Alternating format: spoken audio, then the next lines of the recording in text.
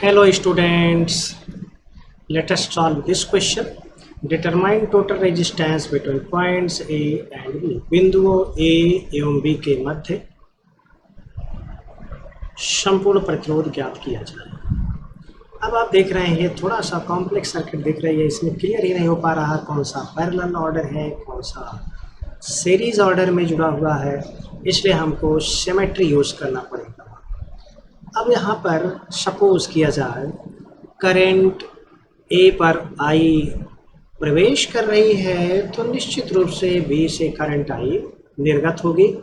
अब ए और बी को मिलाने वाली रेखा जो धारा की दिशा में है ए बी हो गई और ये हो गई parallel axis of symmetry.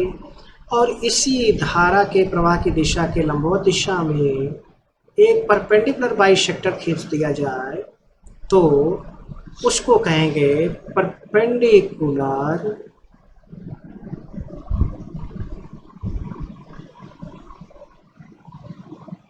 Axis of symmetry. तो आप देख रहे हैं कि इस अपर पार्ट के नीचे लोअर पार्ट है, इस ऊपरी भाग यानी ए बी के रेखा के ऊपर के भाग तो दिख रहा लेकिन नीचे भाग नहीं है, जबकि सममिता के समांतर अक्ष में ऊपर के भाग जैसा ही नीचे भाग होना चाहिए। तो ये इसका कोई भी पार्ट यहाँ पर नहीं है, इसलिए हम अप्लाई कर सकते हैं केवल परपेंडिकुलर एक्सिस ऑफ सिमेट्री, अर्थात सममिता का लंबवत अक्ष को ही अप्लाई कर सकते हैं। तो चलिए भाई अप्लाई किया जा रहा है।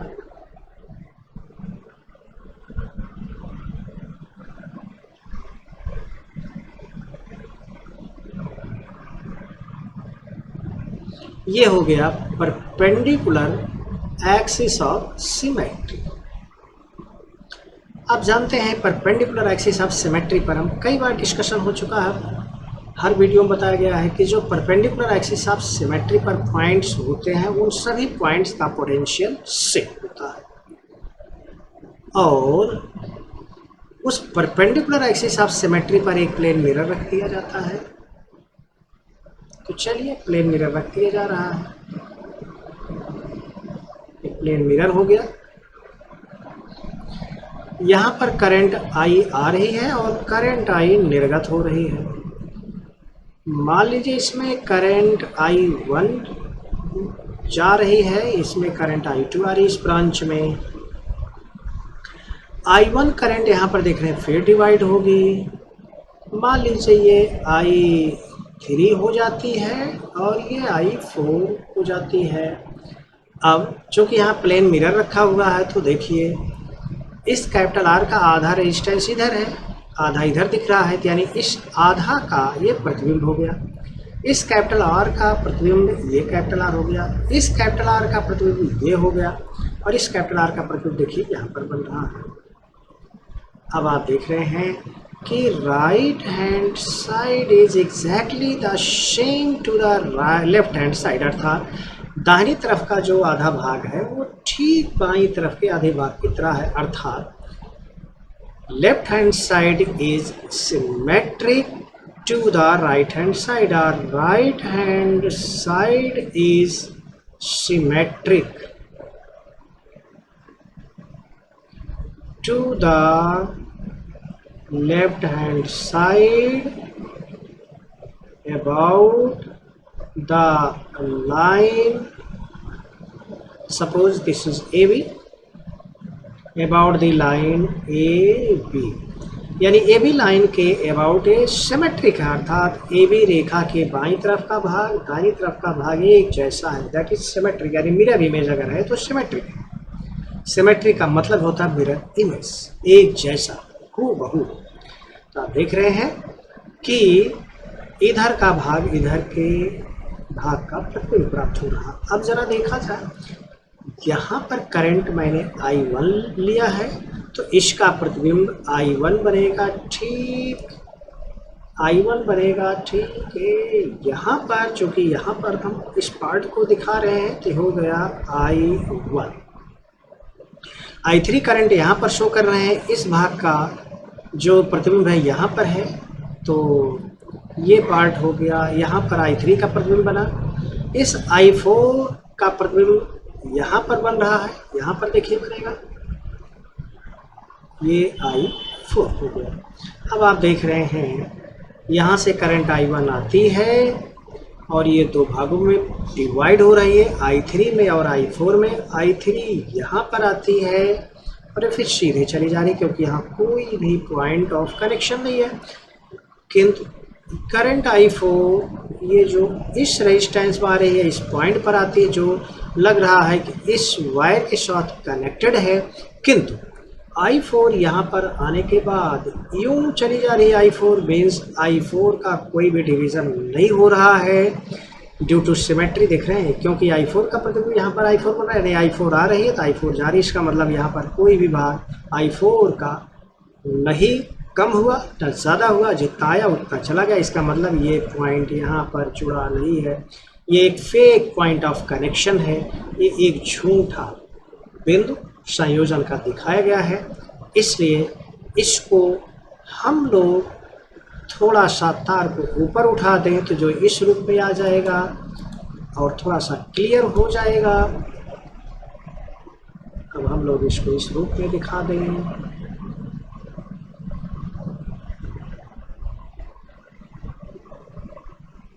Resistance R, resistance R,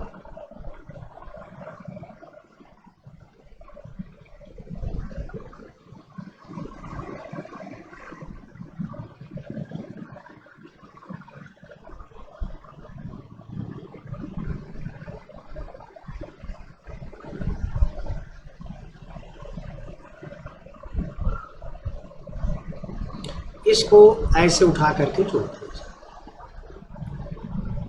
capital R, capital R, capital R, capital R, capital R. अब ये हमारी सर्किट काफ़ी इंटरेस्टिंग फॉर्म में हो गई। अब यहाँ पर देख रहे हैं, यहाँ कुछ क्लियर नहीं पता चल रहा है कि कौन सा समांतर क्रम में है, कौन श्रेणी क्रम में है, किंतु यहाँ पर देखिए अब पॉइंट एम और एम के चलने के लिए एम से एम इधर चलिए तो ये एक रास्ता मिल रहा है। दोनों में करंट सेम फ्लो कर रही थी, I1, I2, ये I4, I3, I3, I4, I2। तो इसमें करंट सेम है, तो आप जानते हैं जिसमें करंट सेम फ्लो करती है वो श्रेणी क्रम में होता है। ये दोनों श्रेणी क्रम में हो गए। अब यहाँ पर देखिए M से या यहाँ पर पहुँचे थे, दो पार्ट में बन रही, यहाँ से आते हैं दोनों श्रेणी क्रम में हो गए ये, तो इसको हटा दिया जाए।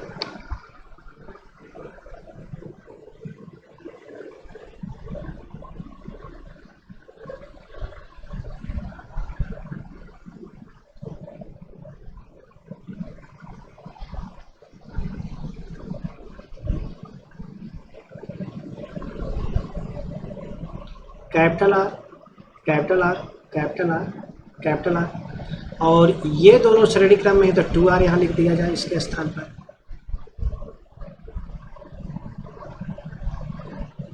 2R, कैपिटल आर, और ये कैपिटल आर, ये कैपिटल 2R दोनों पैरेलल में है तो यहाँ पर हो जाएगा इनका combination.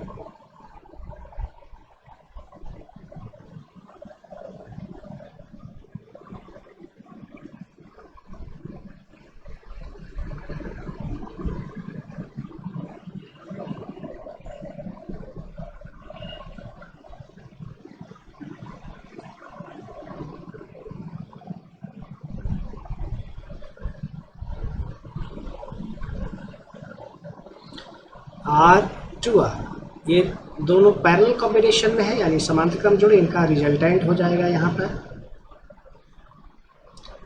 R into 2R upon R plus 2R equals 2R upon 3। अब आप देख रहे हैं कि कैपिटल R 2R/3 और कैपिटल R ये तीनों श्रेणी क्रम में है और ये दोनों श्रेणी क्रम में है। अब आप इसको इस रूप में ला सकते हैं।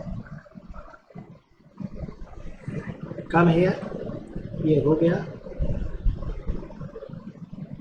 ये दोनों सीरीज में है, capital R two capital R हो जाएगा।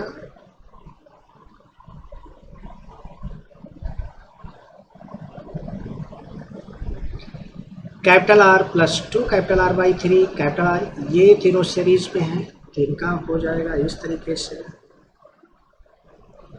Capital R plus two capital R by three plus capital R equals 3 6 2 8 R by three. अब फिर देखिए m और n के बीच में 2r और 8r बाई थ्री दोनों पैरेलल में है, तो ये हो जाएगा 1 by equivalent resistance between the points m and n equals 1 upon 2 capital R plus 1 upon 8r upon 3 equals 1 upon 2 capital R plus 3 upon 8R. Now 4 2s are 8. This will become 4 plus 3 upon 8R equals 7 upon 8R.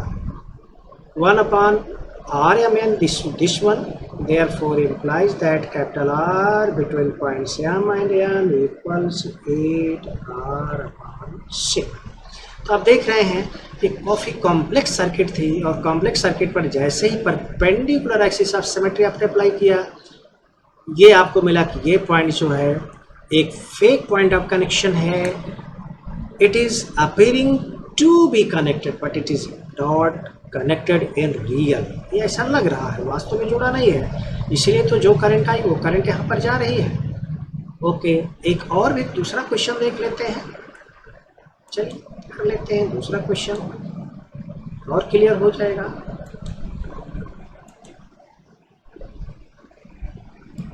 इस question को देखा जाए, ये भी perpendicular axis of symmetry पर based है। Determine total resistance between points M और N. M और एन के बीच में टोटल रेजिस्टेंट फाइंड आउट करना है। यदि आप पॉइंट एम पर करंट आई को प्रवेश कराते हैं और यहाँ से उतने ही करंट आई बाहर निकलेगी, तो फ्लो ऑफ करंट डायरेक्शन ये हो गया, धारा के प्रवाह की दिशा ये हो गई, ये पैरेलल एक्सिस ऑफ सिमेट्री हो जाएगी। और इसका परपेंडिकुलर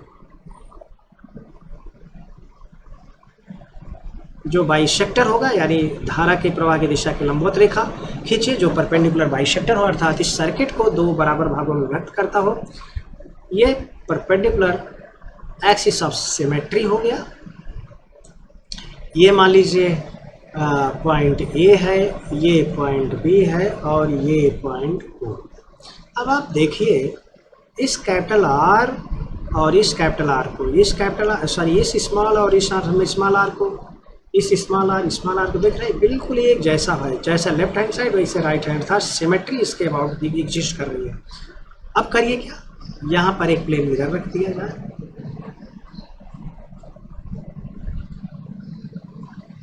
प्लेन मिरर को रखने के पहले देख लिया जाए, हम जानते हैं कि परपेंडिकुलर एक्सिस ऑफ सिमेट्री पर जो भी पॉइंट्स होते हैं, उन पॉइंट्स पर पोटेंशियल एक जैसा होता है, बराबर होता है। इसलिए पॉइंट ए का पोटेंशियल अगर वी ए है और पॉइंट बी का पोटेंशियल वी बी है, तो दोनों इक्वल होंगे। और इसलिए पॉइंट ए और बी के बीच का जो पोटेंशियल डिफरेंस होगा B A minus B B, that will be 0। और current I potential difference B A minus B B upon resistance जो भी होगा ये विल बी 0। अर्थात पॉइंट ए और बी के बीच कोई भी करंट फ्लो नहीं कर रही, ए और बी के बीच में करंट फ्लो नहीं कर रही है, इसलिए इसको हटाया जा सकता है। और इसको कंफर्म कर लेते हैं इस प्लेन मिरर को इस पर रखने के बाद। देखा जाए, यहाँ से करंट आई आ रही है, मान लीजिए इसमें करंट I1, इसमें करंट I2 और इसमें करंट I3 जा रही है। आप देख रहे हैं इस R का प्रतिबिंब यहाँ पर है, इसलिए I1 का प्रतिबिंब यहाँ पर I1 बनेगा, तो ये हो गया I1। I2 का प्रतिबिंब भी I2 बनेगा, इसके अलावा I4 I5 हो नहीं सकता था, I2 हो गया। इस I3 का भी प्रतिबिंब I3 बनेगा, इसके अलावा कुछ हो नहीं सकता I4 5। R का प्रतिबिंब R बना, I1 का प्रतिबिंब I बना, I2 का प्रतिबिंब I2 बना, I3 का प्रतिबिंब I3। अब आप देख रहे हैं एनालिसिस करते इसका विश्लेषण किया जाए। करंट I1 यहाँ तक आई पॉइंट ए पर और फिर पॉइंट ए से I1 ही करंट जारी, अर्थात करंट I1 का कोई भी विभाजन पॉइंट ए पर नहीं होता है।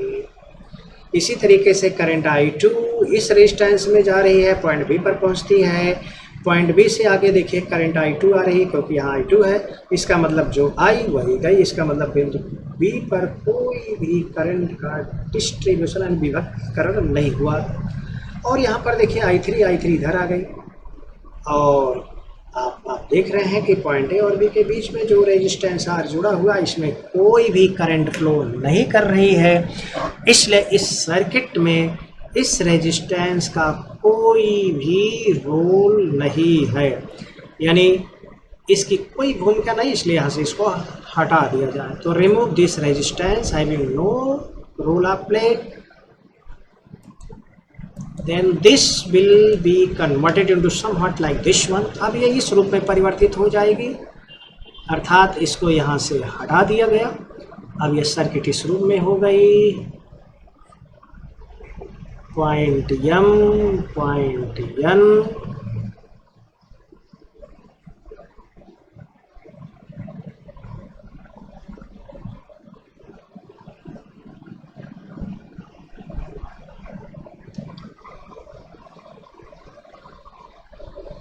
this one R R R R R। अब देखिए यहाँ से यहाँ तक देख रहे हैं, चूंकि करंट सेम फ्लो हो रही थी, तो ये दोनों श्रेणी क्रम में, ये दोनों श्रेणी क्रम में, ये अकेले ही है। अब आप इसको इस तरह से रूप में कन्वर्ट कर सकते हैं, यहाँ पर ले आइए, ज़्यादा ठीक लगेगा। यम दिस वन। अब ये दोनों सीरीज में है, तो R प्लस R बराबर 2R, ये हो गया।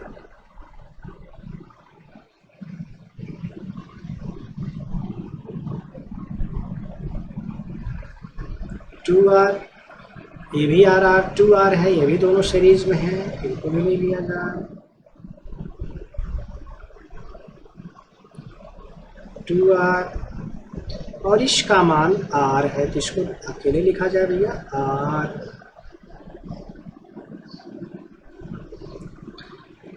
अब आप देख रहे हैं all this 3 R in parallel combination, ये तीनों के तीनों समांतर क्रम में हैं, इसलिए इसको पॉइंट एम और एन के बीच में जो resultant resistance R M N मिलेगा वो होगा 1/2R 1/2R 1/R equals 1 + 1 + 2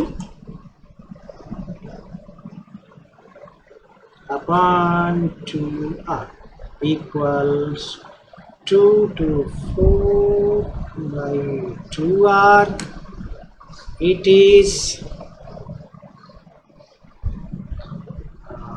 R minimum RMN equals 2R/4 equals R/2।